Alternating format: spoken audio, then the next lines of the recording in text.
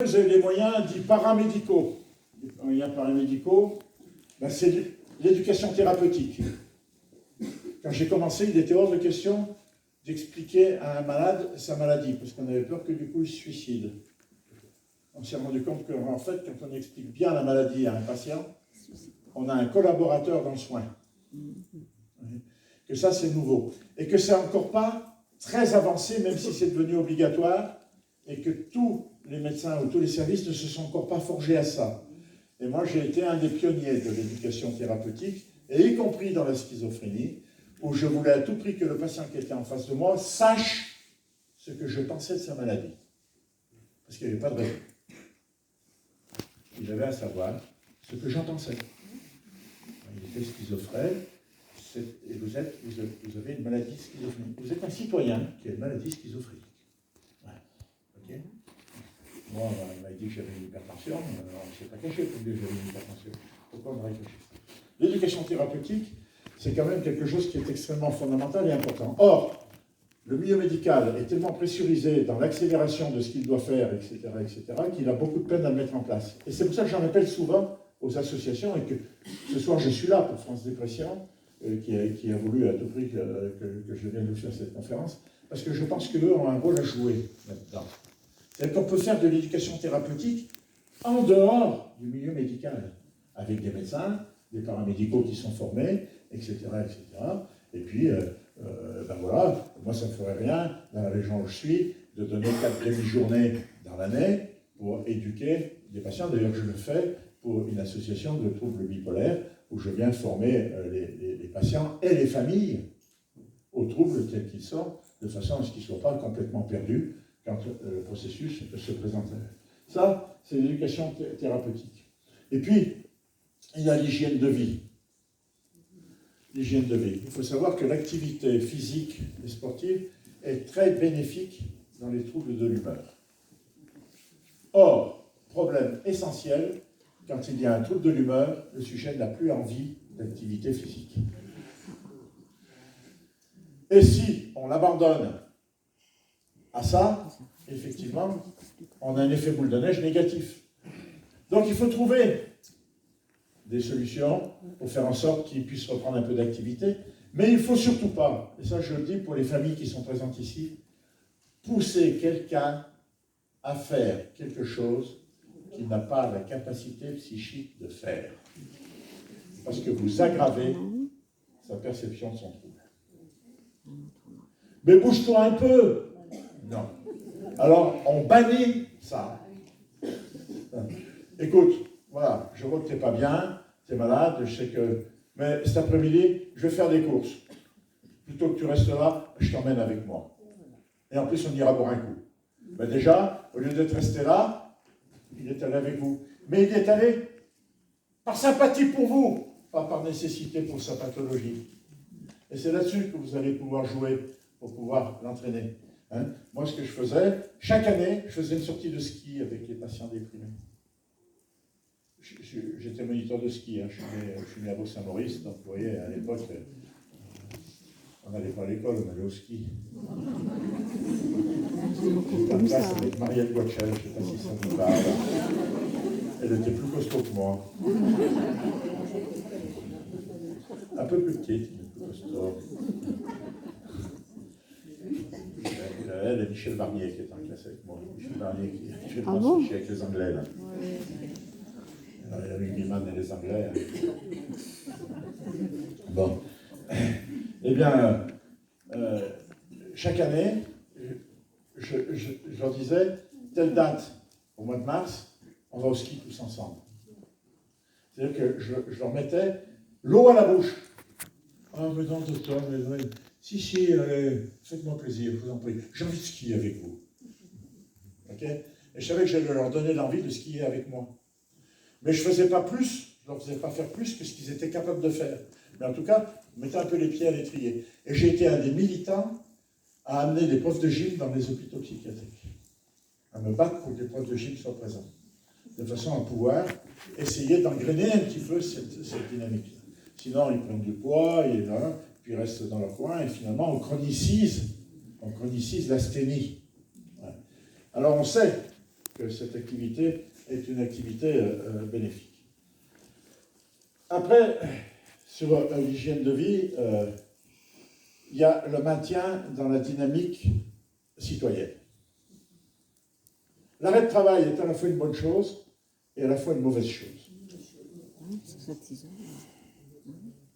Combien on voit de gens qui ont été mis en arrêt de travail qui n'arrivent pas à reprendre? Et du coup, s'ils n'arrivent pas à reprendre, ils ne remplissent plus leur fonction sociale. Alors, on a bien inventé à une époque les CAT, et qui sont devenus des ESAT, pour des patients qui n'avaient pas la capacité de rentrer dans l'industrie et autres. Pourquoi est-ce qu'on n'imaginerait pas, effectivement, des postes et des obligations dans les entreprises pour des gens qui seraient en reprise d'état dépressif ou qui pourraient reprendre l'activité et remplir un rôle social? Mais si vous les remettez dans l'équipe où ils étaient auparavant, comme ils sont diminués et que le regard des autres est un regard négatif, vous avez toutes les chances de passer à côté. Donc, il y a une réflexion, à mon avis, à mener, et les médecins du travail pourraient effectivement se brancher un petit peu là-dessus pour savoir un peu ce qu'on peut faire. Et puis après, vous avez les moyens extramédicaux, c'est l'environnement familial et l'environnement général.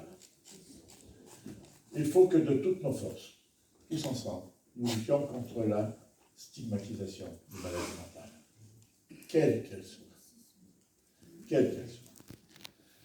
Quand j'ai passé l'internat, que j'ai réussi l'internat et qu'on nous a demandé quelle était la spécialité qu'on voulait faire, on était tous là, les internes de première année, car moi j'ai dit je vais faire psychiatrie. Il y en a un qui a dit que passer l'internat pour faire ça. Il est devenu pneumologue et plus tard, il fut doyen de la faculté de médecine. C'est pour vous dire quelle est la perception du problème. Et à tel point que j'avais tellement eu honte et tellement peur que je me suis inscrit dans 2 spécialités au cas où. C'est-à-dire qu'il était arrivé à faire rejaillir sur moi, je ne donne pas son nom, hein, il est le plan d'exercice, mais depuis on est bien potes. Il m'a dit, oui, mais j'ai dit ça, mais j'étais jeune. Oui. Oui. Ok, t'étais jeune. Moi aussi, hein. Voilà. Donc, qu'on lutte contre la stigmatisation, c'est fondamental. C'est fondamental parce qu'il faut qu'on arrête d'être des bêtes curieuses parce qu'on présente un trouble mental. C'est tellement stigmatisé que l'expression de guérir les psychiatres, ah oui, et donc il est aussi fou que c'est malade. C'est-à-dire qu'on ne va pas dire que les malades vont être aussi normaux que lui. Hein? On va te le coller à l'envers. Donc vous voyez bien qu'on est dans une démarche culturelle qu'il faut essayer d'inverser. Aider les gens à prendre soin d'eux, et je dis toujours aux familles, ne les pressurisez pas, mais essayez d'identifier chez eux ce qui leur faisait un peu plaisir auparavant, et essayez de le réinstiller doucement. Elle allait chez le coiffeur avant, il n'y va plus. Eh bien, je vais y aller, moi, chez le coiffeur, et je l'emmène avec moi. Mais je l'emmène avec moi, c'est pas que je la pousse à aller chez le coiffeur, je l'emmène avec moi. Puis une fois qu'elle est chez le coiffeur, je lui dis, ben, après tout, pourquoi tu n'aurais pas une petite permanente, toi? Vous voyez, il y a une espèce de pédagogie de la ramener au plaisir et de la ramener aux soins qu'elle peut se donner personnellement. Et puis, le dernier point sur les moyens extra-médicaux, ben, c'est les associations.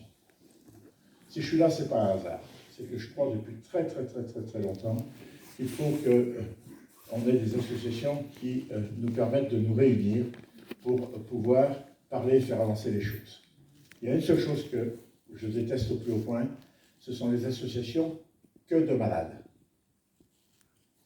Pourquoi? Parce qu'ils créent eux-mêmes un ghetto. Il faut des associations dans lesquelles il y a des malades, il y a des soignants, il y a des familles, et il y a des bénévoles qui n'ont rien à voir avec le problème, mais on est tous là, parce qu'on représente un corps social, et on ne représente pas une maladie. Donc j'invite toujours ces associations à s'ouvrir à la problématique du mélange. Moi, ça ne me fait rien de boire un coup avec quelqu'un qui est très malade. Ça ne me fait rien. Mais peut-être que pour lui, c'est pas si banal que ça de pouvoir boire un coup avec moi. Ouais. Donc, il faut vraiment qu'on aille dans cette démarche et dans cette démarche positive de le vivre ensemble malgré la maladie mentale. Hein. Et ils n'arrêtent pas de nous parler du vivre ensemble. Ils s'empatouillent les pinceaux, c'est à peine permis, avec leurs problèmes. Ceci dit, tant qu'il y a des problèmes, ça les fait vivre. Hein. Parce que l'un alimente l'autre et l'autre alimente l'un. Hein. Bon, passons pas là-dessus, nous. Soyons ensemble. Soyons ensemble. On ne sortira pas grâce aux médecins, mais on ne sortira pas non plus grâce aux malades. On sortira parce qu'on est tous ensemble et qu'on va tous dans le même sens et la même dynamique. Et pour conclure, comment on sort de la dépression? Quand on a de la chance, on en sort intact. Sauf qu'on n'est jamais pareil après qu'avant. Parce qu'il y a quand même une expérience qui est venue nous percuter, et on sent la fragilité qu'on peut avoir. Et généralement, quand on s'en sort bien, on a toujours l'angoisse que ça revienne. Okay? Donc finalement, on se rajoute une angoisse existentielle qu'on n'avait pas forcément avant. Mais il n'empêche qu'on peut. Mais on peut en sortir éventuellement que partiellement. C'est que finalement, on s'améliore, mais pas suffisamment pour retrouver le processus qu'on avait auparavant. On va garder des processus séquelaires. On peut s'en sortir assez bien, mais avec des médicaments au long cours et quelques effets secondaires un peu gênants. On peut aussi ne pas sortir de la dépression et rester dans un processus qui est un processus chronique. Ce qui ne veut pas dire qu'on ne peut pas s'en sortir socialement. C'est-à-dire qu'on va vivre avec un handicap, certes, c'est un handicap psychique, mais il faut quand même que malgré ça, on vive, et il faut que l'ensemble des gens qui nous entourent nous aident à vivre. Merci de votre...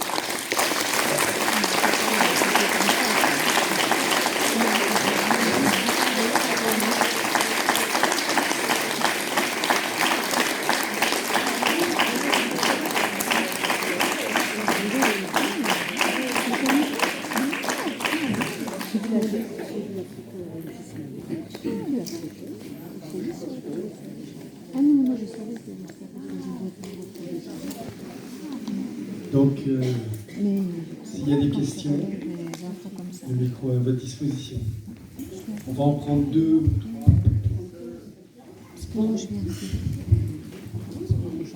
Bonsoir. Moi, ça va être très rapide. Moi, c'est pas une question. Ce serait très rapide. Ce serait simplement, et je prends la parole devant ces 200 personnes. C'est simplement pour faire un témoignage. Moi, depuis quelque temps, je m'appelle Eve Muller, j'ai 41 ans. Il y a 2 ans, j'ai subi un deuil. J'ai perdu ma maman. Et en fait, voilà, je fais une dépression. Je vais voir donc mon médecin, j'essaye de discuter avec lui. Et aujourd'hui, ça s'est pas bien passé. Et ce que je comprends pas, voilà, il me met sous traitement alors que je suis dépressive suite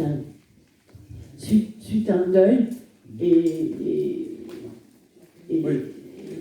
Vous reprenez ce que je disais tout à l'heure sur le deuil. Et que faire? Oui.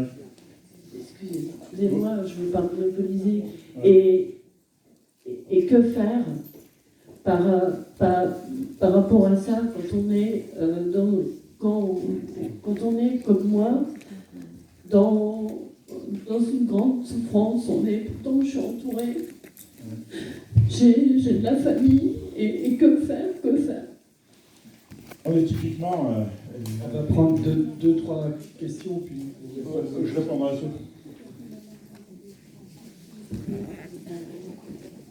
Merci pour ce très intéressant discours. Je vais ajouter que contre la dépression est très important de faire autopsychothérapie en disant que c'est la plus belle, la plus jolie, la plus heureuse, en bonne santé, et ça viendra. J'ai pas tout à fait compris. La question, c'était quoi? C'est un témoignage. S'en sortir avec la psychothérapie. Voilà. C'est une affirmation comme quoi on peut s'en sortir avec la psychothérapie. Bonsoir. Docteur, regardez pas docteur. Je ne me souviens plus de votre nom. Je voulais vous dire, j'ai diagnostiqué bipolaire et je l'aide beaucoup quand je vais en dépression. Mais quand elle sort de sa dépression, elle n'écoute plus rien et elle est très difficile à gérer. Oui. Et voilà, je voulais savoir un peu de conseils pour pouvoir la gérer quand elle sort de sa dépression. Quel âge a-t-elle? Elle a 43 ans. Ah ouais. Mm. Eh oui. Bon, alors, il y a plusieurs trucs. On a assisté à un cas de deuil pathologique qui est probablement lié au fait que le lien maternel était un lien extrêmement puissant, voire un lien de dépendance. C'est tout le problème. Quand vous avez une personne qui est dépendante d'une autre personne, lien de dépendance, c'est une structure psychique. Si la personne sur laquelle vous vous appuyez disparaît, c'est exactement comme si vous enlevez les rames au haricot à rames, le haricot tombe au sol. Et vous pouvez mettre toutes les rames que vous voulez, vous n'arriverez jamais à le remettre. C'est ça, vous êtes effectivement dans un état de deuil extrêmement particulier, qui est extrêmement malheureux, mais qui effectivement demande un encadrement et une structure. Et les antidépresseurs ne sont pas très efficaces. Les antidépresseurs ne sont pas très efficaces. Alors, la deuxième chose, si vous en êtes sorti rien qu'avec la psychothérapie, bravo. Je suis content. C'est probablement que ce n'était pas une dépression mélancolique, hein, parce qu'une dépression mélancolique, une psychothérapie, bonjour, pour en sortir, c'est pas comme ça. Donc, bravo, moi je suis tout à fait pour, même si vous en sortez spontanément sans la présence médicale, je suis tout à fait content pour vous. Je ne voudrais pas que ce soit un message universel. Aucune psychothérapie sur les états dépressifs graves ne revendique le fait qu'elle seule peut guérir le patient, sauf charlatanisme. Et des charlatans dans le monde de la psyché, il y en a plein les rues. Il y a plein les villes. Ok? Moi, j'essaie d'être un scientifique le meilleur possible, voilà. Mais donc je vous le dis, aucune ne peut revendiquer ça. Et alors après, le trouble bipolaire, et c'est vrai que vous vous rendez compte qu'à 41 ans, vous êtes encore obligé de manager votre fille. Et oui.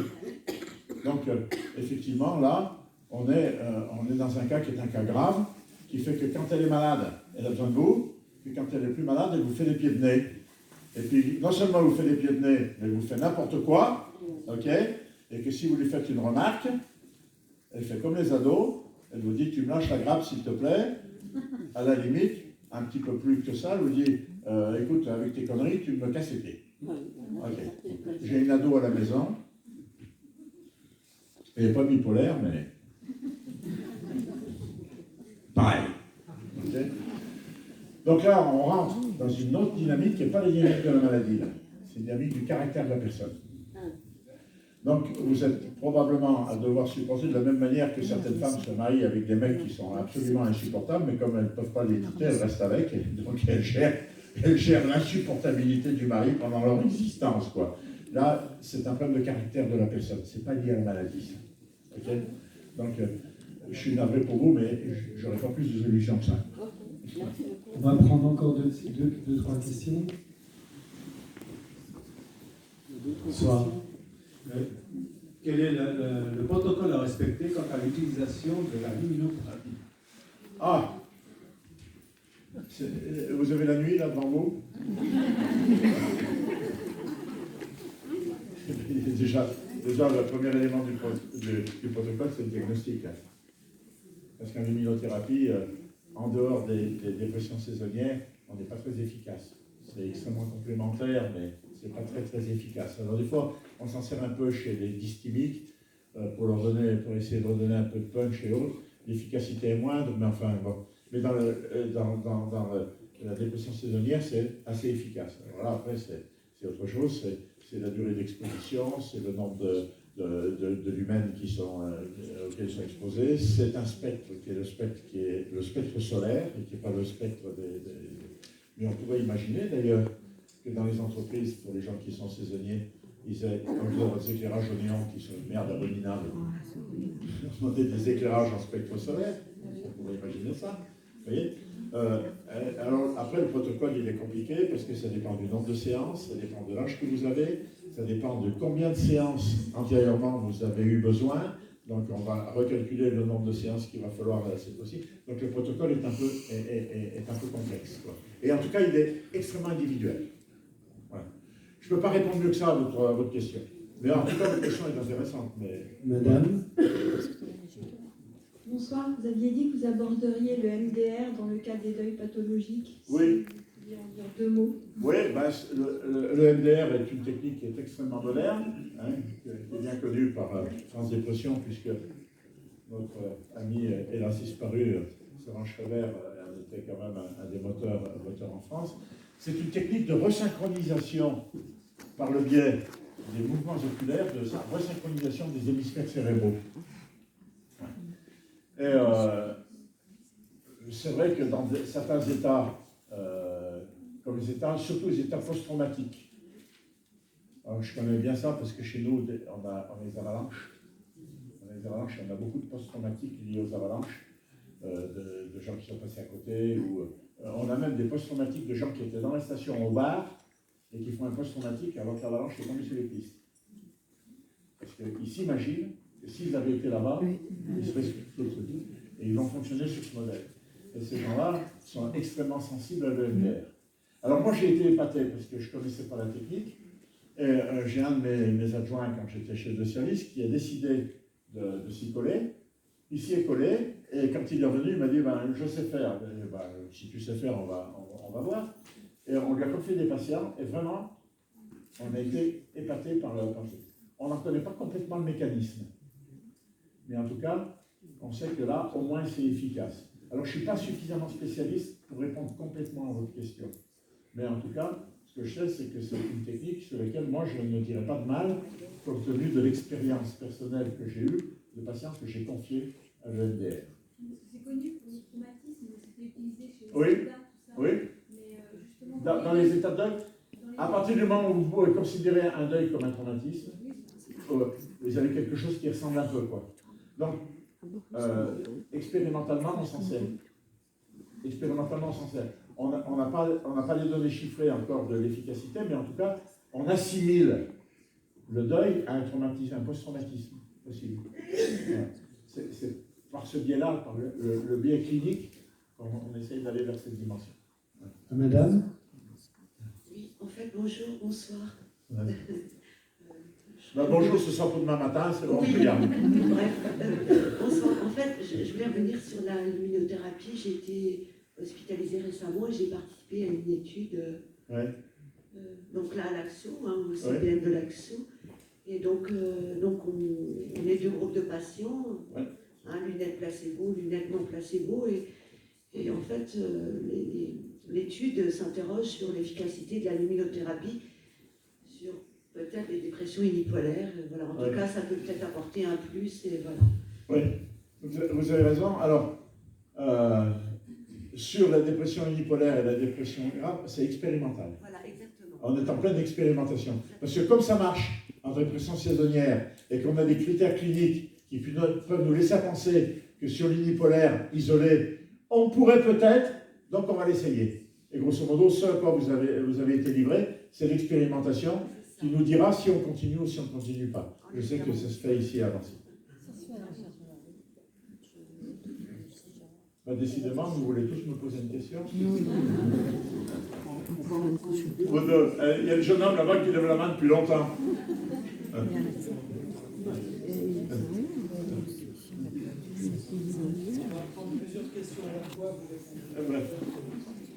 Bonsoir, j'aurais voulu savoir dans quelle catégorie on peut ranger une dépression qui semble être là depuis le début. Parce qu'en fait, moi, je suis conscient que je suis dépressif depuis au moins bien avant mon adolescence, parce que j'ai vécu une enfance difficile. Et j'ai pas le sentiment que je peux m'en sortir, comme on l'a évoqué, qu'il y a une sortie, qu'il y a une entrée, une sortie. J'ai le sentiment que ma dépression elle arrivait dès le moment que j'étais conscient de mon entourage, de ma perception de la vie. Et du coup, je ne vois pas d'autres perceptions possibles. Donc j'ai constamment un questionnement existentiel. Et je voulais savoir comment vous percevez cette dépression. Je vais répondre à cette question quand même. Parce que c'est le schéma typique de ce que je vous appelle la dysthymie. Elle commence avant l'adolescence. Et ce n'est pas l'enfance difficile qui vous a généré ça. Parce que moi, j'ai eu une enfance difficile. J'ai une enfance extrêmement difficile. J'ai été abandonné à la naissance et j'ai été recueilli par une famille qui m'a martyrisé. J'étais enfant d'âge. Et pour autant, je n'ai pas de trouble de l'humeur. Okay. Donc, le lien est pas là. C'est probablement un problème plutôt de génétique, peut-être, en tout cas de commande cérébrale. Et vous êtes typiquement dans la dynamique du dysthymique. Donc, c'est comme si vous aviez un œil en moins et qu'on ne puisse pas vous le remplacer. Vous essayeriez de faire votre vie avec une vision monoculaire. Et là, du coup, vous n'avez pas le droit de vous exclure du bonheur parce que vous êtes dépressif chronique. Ce qu'il faut que vous trouviez, ce n'est pas celui qui va vous sortir de cette dynamique, puisque, à part des charlatans, personne ne vous en sortira complètement. Mais par contre, ce qu'il faut que vous trouviez, c'est un équilibre de vie qui vous permet d'être heureux malgré le handicap que, hélas, vous avez reçu sans le vouloir.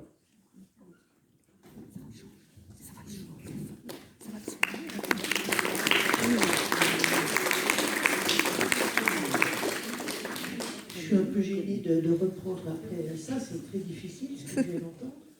Mais voilà, suite à un burn-out, j'ai été arrêtée et j'ai été convoquée au médecin du travail qui, lui, m'a dit non, vous n'êtes pas, parce que j'étais dépressive, enfin, je ne sais plus ce que je suis, puisque lui, il m'a dit comme ça, alors que je ne l'ai jamais vu, vous n'êtes pas dépressive.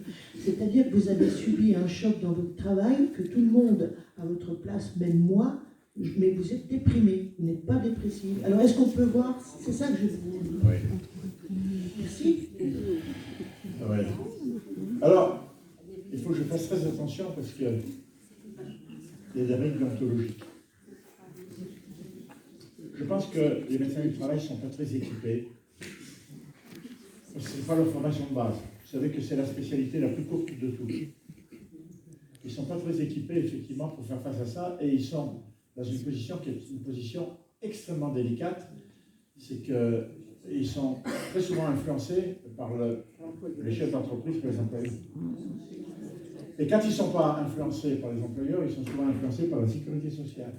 Ouais. Déprimé ou dépressif, on s'en fout. Pardon? Oui, oui. Non, mais c'est pas le problème. C'est pas le problème. Tout en ayant des idées noires. Oui, bien sûr. C'est pas le problème. Moi, déprimé ou dépressif, pour moi, c'est exactement la même chose. Là où il y a une erreur, où je pense qu'il y a une erreur de conception clinique, c'est de dire le choc que vous avez reçu, si je l'avais reçu, j'aurais été moi aussi déprimé, c'est faux, on n'en sait rien. Il n'y a qu'un seul truc qu'on ne peut pas faire en médecine, c'est se mettre à la place des malades. Et là, j'encourage les malades à dire oui, mais vous n'êtes pas à ma place. Voilà. Ok? C'est inadmissible qu'un médecin ou que quelqu'un du corps médical dise si j'étais à votre place, je ferais. Parce que ça n'a pas de sens. Et l'empathie, c'est pas ça. L'empathie, c'est que je comprenne que pour vous, dans les situations où vous étiez, la façon dont ça s'est passé, pour vous, ça a été un drame. Et à partir de là, il faut que je vous aide à reconstruire à partir de ce drame. C'est ça l'empathie. Ok? On ne peut pas confondre l'empathie avec la sympathie parce que la sympathie, elle amène à l'antipathie. Ok? Et quand vous faites en médecine du travail ou autre, et que vous retombez sur un truc comme ça, on devient limite antipathique, quoi. Mais t'es pas malade, quoi. T'es pas malade. J'ai été arrêté, je suis traité, mais je ne suis pas malade. Mais quand même, il y a un problème là-dessus.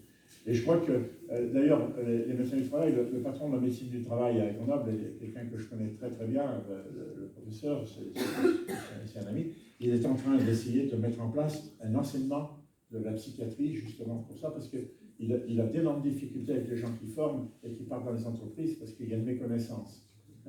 J'ai fait une conférence pour les médecins du travail de l'Isère sur « Je suis déprimé ». Je suis déprimé. Et j'ai essayé de leur dérouler un petit peu les choses. C'est comme ça, mais moi, si vous me demandez quelque chose sur les valvules mitrales, je vais avoir l'air d'un con aussi. Hein. Peut-être encore plus con que ça. Oui, oui, bonsoir. Bonsoir. ça. Qu'est-ce que vous pensez du millepertuis, d'efficacité? Ah oui, j'ai oublié d'en parler. Parce que pour mon cas, j'en prends depuis 3 mois, un petit peu moins de 3 mois. Et du coup, je ne sais pas trop l'efficacité. Alors, le millepertuis,